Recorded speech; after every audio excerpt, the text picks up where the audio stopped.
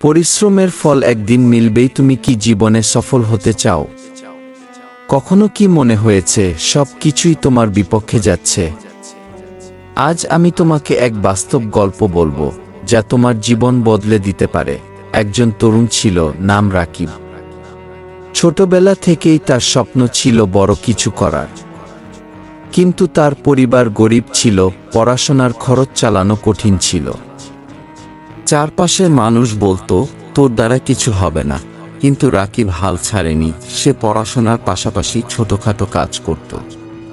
সকালবেলা পত্রিকা বিলি করত, রাতে টিউশনি করত। তার বন্ধুরা যখন ঘুমাতো, সে তখন বই পড়ত। দিনরাত পরিশ্রম করত, কারণ সে জানত তার স্বপ্নের পথ সহজ না। অনেক কষ্টের পর একদিন সে একটি ভালো বিশ্ববিদ্যালয়ে ভর্তি হলো।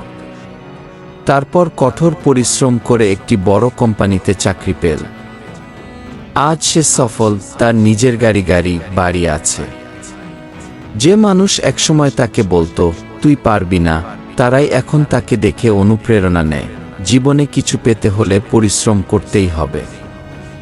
শুরুতে কঠিন লাগবে, কিন্তু যদি লেগে থাকো, সফলতা আসবেই। মনে রেখো, আজকের কষ্টই তোমার আগামীর সাফল্য তৈরি করবে। তাই হাল ছাড়ো না, সামনে এগিয়ে যাও। তোমার স্বপ্ন কি?